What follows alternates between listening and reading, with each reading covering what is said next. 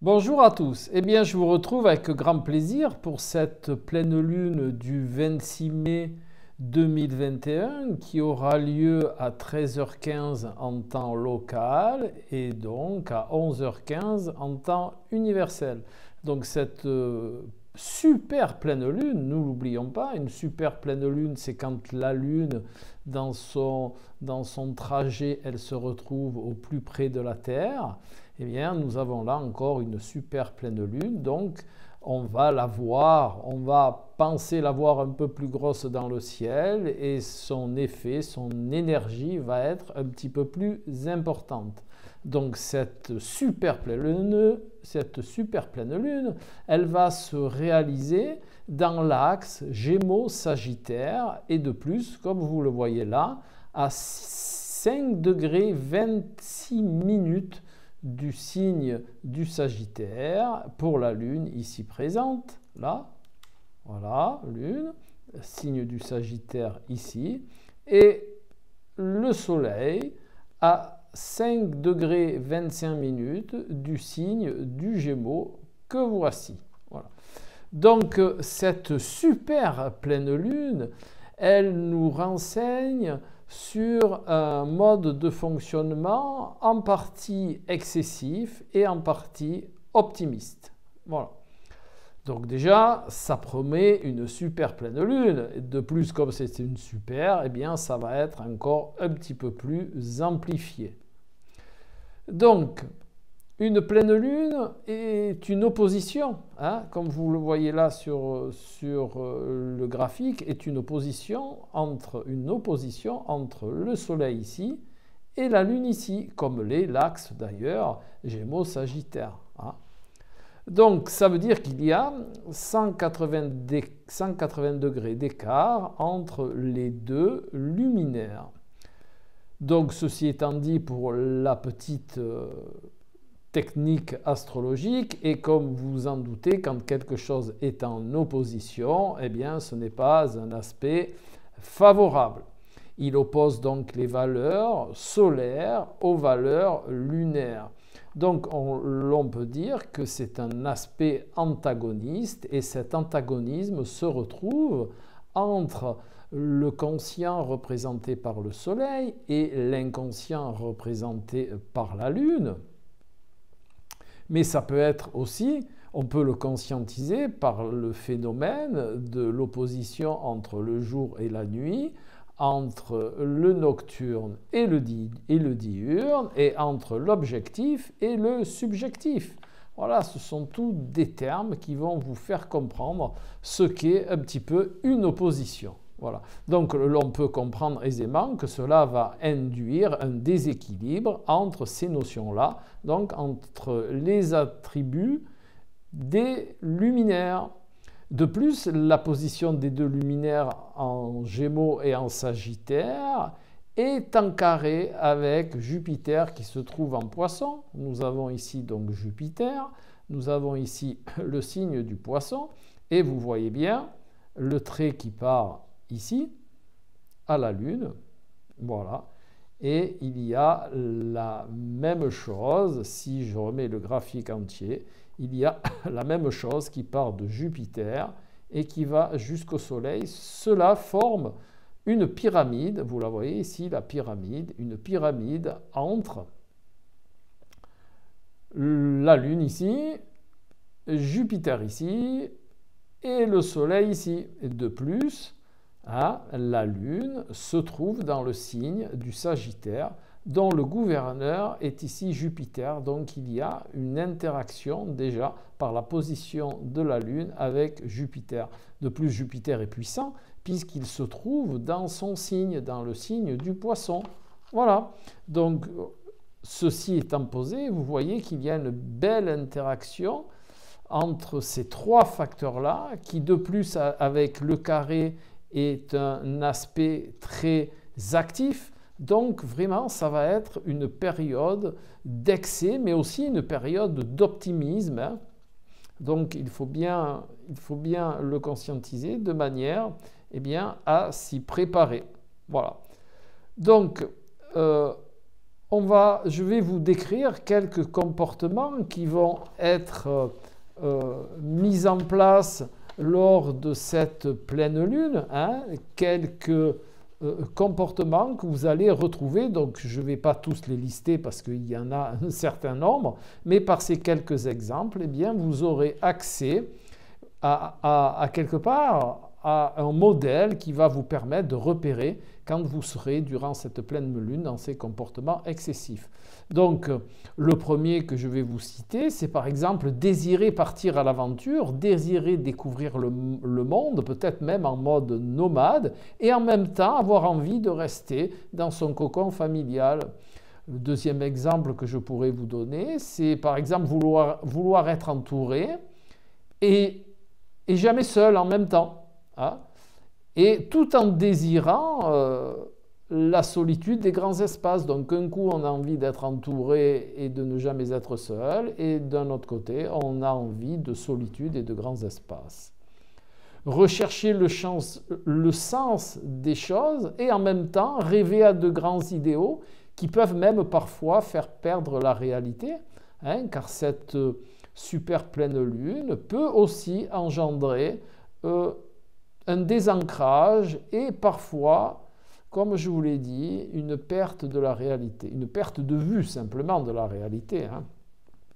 Cela peut se traduire aussi par un fort désir de satisfaction sociale et en même temps un besoin d'être très présent dans le milieu et dans l'intimité, et au même titre d'avoir une intimité reposante et enclin d'une douce quiétude. Eh bien cela ne va pas ensemble. Hein.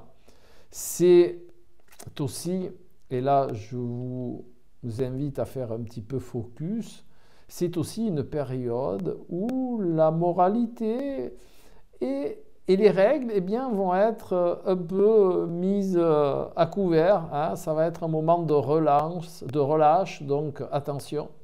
Et c'est aussi une position, ça, qui peut engendrer des dérèglements alimentaires momentanés, certes, mais qui peuvent être vraiment marquants et même parfois très excessifs. Voilà. Donc le conseil que je peux vous donner suite à toute cette énumération, c'est qu'il sera adapté d'œuvrer sur le sens de la mesure et l'équilibre durant cette super pleine lune. Voilà. Donc, je reviens un petit peu à cette pyramide, hein, je vous la remontre. Jupiter ici, qui est carré au Soleil, le Soleil opposé à la Lune et la Lune carrée à Jupiter. Voilà, donc je reviens un petit peu à cette pyramide qui est faite d'une opposition et de deux carrés entre les luminaires et Jupiter. Donc, cela va engendrer aussi des comportements très, très, très démonstratifs lors de phases émotionnelles, mais même parfois d'expériences mystiques et d'engouement idéaliste, quand on est vraiment dans un désir d'idéalisme, quand on a des idéaux très, très présents, eh bien, on peut être parfois excessif. Voilà. C'est aussi une super pleine lune qui est favorable à l'acquisition des connaissances dans les domaines de la philosophie, de la psychologie, de la spiritualité. Hein, ça va être vraiment à l'ordre du jour durant cette super pleine lune, et peut-être même un intérêt qui va perdurer dans le temps après cette pleine lune. Bien entendu, tout cela va dépendre de votre thème astral de naissance avec lequel il serait intéressant de corréler cette super pleine lune. D'autre part, comme tout ce qui est dans l'univers, il y a toujours un côté ombre et un côté lumière. Eh bien, la lumière de cette super pleine lune est l'apparition d'opportunités dues à un état vraiment optimiste, enthousiaste, un grand besoin de communiquer avec autrui et à une forte volonté, même si parfois l'on va voir un petit peu grand. Attention toutefois aux vagues de désir qui vont vous submerger durant cette super pleine lune. C'est aussi une période favorable aux études et à l'apprentissage. cette énergie, elle va aussi nous doter d'une grande flexibilité. Et c'est une période favorable pour les enseignants et les initiateurs.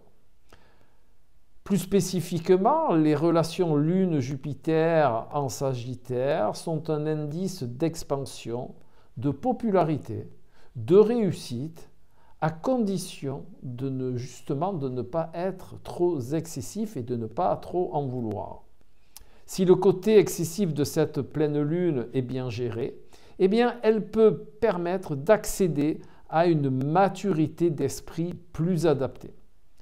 Évitez dans cette période, bien entendu, des prises de décision hâtives, car la pleine lune peut engendrer des états émotionnels très forts, et de là, on risque de prendre des décisions qui ne vont pas être très adaptées. Donc, il est de bon aloi de toujours laisser un temps de réflexion et de reconsidérer la situation une fois le calme retrouvé. Donc, dans cette super pleine lune, les signes les plus impactés, ça va être donc les Sagittaires du premier décan, ici, les Poissons du premier décan, les Gémeaux du premier décan, et bien entendu, toutes les personnes qui, dans leur thème natal, là, eh bien, vont avoir des facteurs qui se positionnent dans ces zones-là. Voilà. Donc, c'est important de le conscientiser, ça aussi, parce que la super pleine lune peut être vécue de manière différente suivant les facteurs astrologiques de chacun, hein, ce qui est tout à fait cohérent. Voilà. Maintenant, je vous propose de voir un petit peu les degrés thébaïques de cette super pleine lune. Donc, je vous rappelle, pour information, que les degrés thébaïques sont les degrés du calendrier égyptien qui comportent tous une petite scénette qui vont être corrélés au degré du zodiaque. Donc là, pour référence, nous allons prendre le 6e degré du signe du Sagittaire ainsi que le 6e degré du signe des Gémeaux afin de voir justement cette petite scénette qui correspond à ces degrés-là et pouvoir, de par leur symbolisme, en tirer interprétation. Donc, pour le Soleil, sur ce degré, il y a un homme tenant à la main droite une balance. Donc c'est un symbole de besoin d'équité et de justice. C'est une énergie qui va se faire ressentir du côté solaire. Pour le degré où se situe la Lune, eh bien c'est un bœuf dont la tête est pourvue de 3 cornes. Donc vous conscientiserez bien qu'un bœuf à 3 cornes, ça paraît excessif. Eh bien, ça ne vous rappelle rien, c'est justement le titre de cette pleine lune. Une partie du moins du titre de cette pleine lune, l'autre étant le côté optimiste. Et c'est aussi, 3 est aussi le nombre de la transcendance, hein, c'est la dualité de la base que l'on concentre sur le point haut. Eh bien là, je vous ai parlé dans cette super pleine lune de la notion de mesure, c'est-à-dire de transcender l'excès et même un excès d'optimisme par justement un point haut qui serait équilibré. Voilà. Et maintenant, je vais vous formuler bien entendu la conclusion et le conseil de l'interprétation corrélée de ces 2 degrés thébaïques. Eh bien, on pourrait se poser l'interrogation suivante: comment peut-on arriver à la justice et à l'équité lorsque l'on est dans l'excès? Eh bien, la réponse à cette question, je vous l'ai déjà donnée, par un retour à la mesure. C'est ce que cette pleine lune nous indique de mettre en place, de la mesure. Maintenant, voyons un petit peu les énergies au niveau de la France, hein, comme je vous propose dans toutes les super pleines lunes, mais aussi les pleines lunes normales, ainsi que les nouvelles lunes. Donc on peut suivre comme ça l'évolution de la situation. Eh bien pour la France, ça va être une période de flottement et d'incohérence, mais à ceci près que cela va se faire sur fond d'empathie et de compassion. Enfin, un petit peu, l'être va se retrouver au centre du débat. De plus, les concepts et les croyances des gens évoluent dans ce sens, dans le sens de la compassion et de l'empathie. Par contre, les désaccords issus de la résistance au changement sont toujours là, lourdement présents. Mais le côté bénéfique, c'est que la période s'adoucit un peu, temporairement certes, et elle s'adoucit, ce qui est important, c'est qu'elle s'adoucit mentalement, on va dire. C'est qu'elle s'adoucit dans les ressentis, mais pas tellement dans les actes et dans les intentions.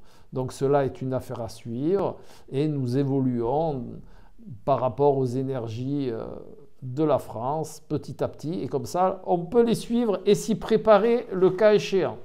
Voilà, et bien si cette vidéo vous a plu, un petit pouce en l'air, partagez-la et je vous retrouve tout bientôt. Astrologiquement votre Alain.